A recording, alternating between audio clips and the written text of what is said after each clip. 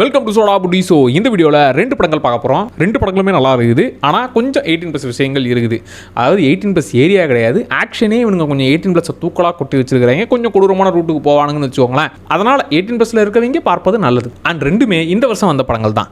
First படம் companion அப்படிங்கிற படம். இதில் கதை என்னன்னா, ஹீரோவை பார்க்குற அந்த நொடியே அப்படியே அவங்களுக்கு இழுத்தக்க செய்யா வந்துடுச்சு. ஹீரோவை பார்த்த அப்பவே இவங்க லவ் ஃபீலிங்ஸ்குள்ளே விழுந்துட்டாங்க. ஸோ அந்த நொடியை எப்போ பார்த்தாலும் நினச்சி பார்க்குறாங்க. அந்த அளவுக்கு ஹீரோயினுங்கிறது அவ்வளவு க்ளோஸ் ஆகிட்டாங்க. ஸோ குறுக்கால பாய் பெஸ்டி வர்ற இடமே கிடையாது. அந்த அளவுக்கு இவங்க பாச மழையை பொழிகிறாங்க.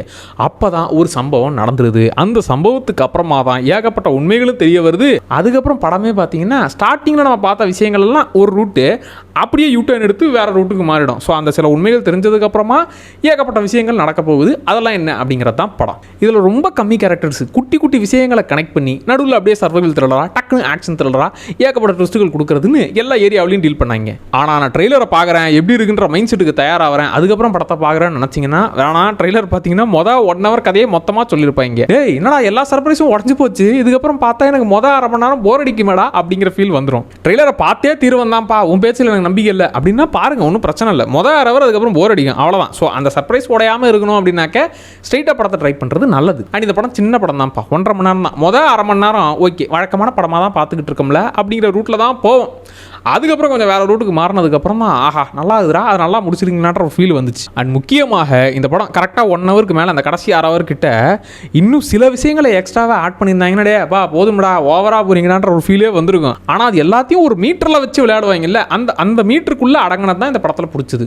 எமோஷனல் சைடுன்னு எடுத்துக்கிட்டா ஹீரோயின் பண்ணுறது நியாயம் இருக்குது. அவங்க பக்கம் நீங்கள் சப்போர்ட் பண்ண ஸ்டார்ட் பண்ணுறீங்க. பாவமா இந்த பிள்ளைக்கு எவ்வளோதான் பிரச்சனை வரும், அதெல்லாம் எதிர்த்து போராட்டமா இல்லையா, நீ பண்ணுவா, நீ பண்ணுறதெல்லாம் கரெக்டுமா அப்படின்னு அந்த பிள்ளையோட கனெக்ட் ஆகிற அளவுக்கு அந்த புள்ள பண்ணுறது எல்லாமே நியாயமா இருக்கும். எனக்கு இதுல போலீஸ் கிட்ட மாட்டிக்கிற சீனு, அதுக்கப்புறம் எப்படிலாம் போனா எப்படிலாம் எஸ்கேப் ஆகலான்ற மாதிரி இவங்க யோசிக்கிற சீனுன்ற மாதிரி குட்டி குட்டியா அந்த ஃபன் எலமெண்ட்டையும் நல்லா வச்சிருந்தாங்க. ஸோ அதான் ஃபர்ஸ்ட் ஒரு 1/2 மணி நேரம் வரைக்கும் நார்மல் மோட்ல இருக்கும். அதுக்கப்புறம் கொஞ்சம் இன்னும் பக்காவான மூடுக்கு மாறிடும். பார்த்தீங்களா, முடிஞ்ச அளவுக்கு எதையுமே ரிவீல் பண்ணாமல், அதாவது மேலோட்டமாக சொல்கிறதுன்னு வைங்கள, அப்படி தான் இந்த படத்தை பற்றி நான் சொல்லியிருக்கிறேன். நல்ல ஒரு படம்பா, கன்ஃபார்ம் எல்லாருக்கும் செட் ஆகும், ட்ரை பண்ணுங்கள். இதில் 18+ ஏரியாவை பொறுத்த வரைக்கும் நான் ஸ்டார்டிங்கே சொன்ன மாதிரி தான் ஒரு நியூடான சீன் வரும், அப்புறம் கிஸ்ஸிங் சீன்ஸ் வரும்.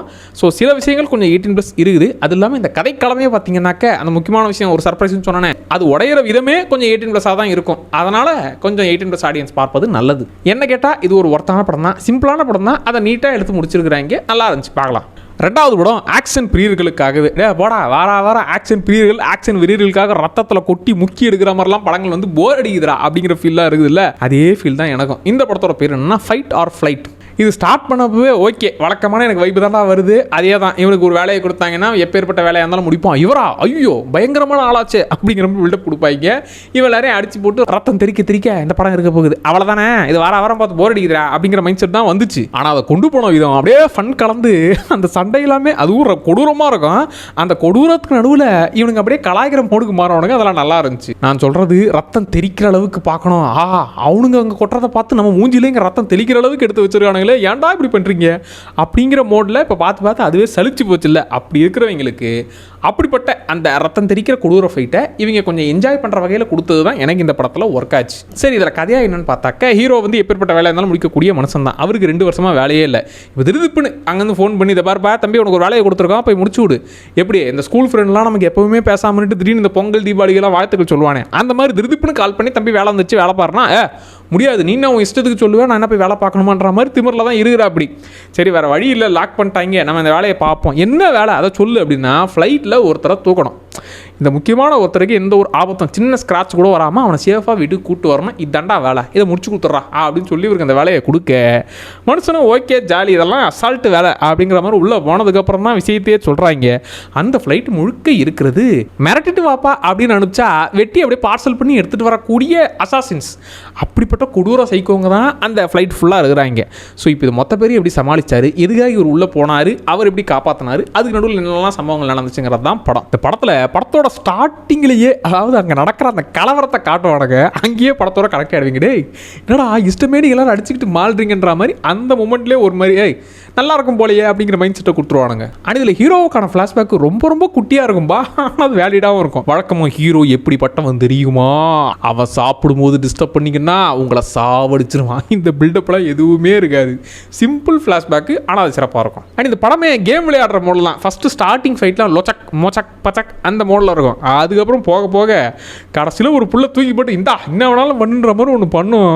அதெல்லாம் பயங்கரமாக இருக்கும். ஆக்ஷன் ஏரியாவை பொறுத்த வரைக்கும் இது வந்து ஜான்விக் படத்தை ப்ரொடியூஸ் பண்ணவங்க. அப்போ அவங்களோட குவாலிட்டி என்னன்றது உங்களுக்கு நல்லாவே தெரியும். ஸோ அந்த குவாலிட்டி லெவலை மெயின்டைன் பண்ணாங்க. அண்ட் ஆக்ஷன் படங்கிறதுனால இருக்கிற எல்லா ப்ராப்பர்ட்டிஸும் ஃப்ளைட்டுக்குள்ளே தானே இருக்கும், இருக்கிற எது கிடைச்சாலும் போட்டு எடுத்து அடிப்பாங்கன்ற மாதிரி இன்ஸ்டாமேனிக்கு எடுத்து அடிச்சுக்கிட்டு இருப்பானுங்க. அதை க்ரியேட்டிவாகவும் பண்ணானுங்க. அண்ட் இந்த படம் எந்த ஃபீல் எனக்கு கொடுத்துச்சுன்னா, அந்த புல்லட் ட்ரெயின் படம் பார்த்துருக்கீங்களா, அந்த படத்தில் தேவையான அளவுக்கு ஃபைட் இருக்கும், கூடவே ஃபன்னும் கலந்து கொண்டு போவாங்க. விதவிதமாக சண்டை போட்டுக்கிட்டே இருப்பானுங்கல்ல, அது கொஞ்சம் இன்ட்ரெஸ்டிங்காக இருக்கும். அந்த ஒரு ஃபீலை தான் இந்த படம் கொடுக்கும். அது புல்லட் ட்ரெயினில் நடந்துச்சு, அதுக்கு பதிலாக ட்ரெயினுக்கு பதிலாக ஃப்ளைட்டு அப்படிங்கிற அந்த ஒரு சுச்சுவேஷனை மாற்றிக்கோங்க.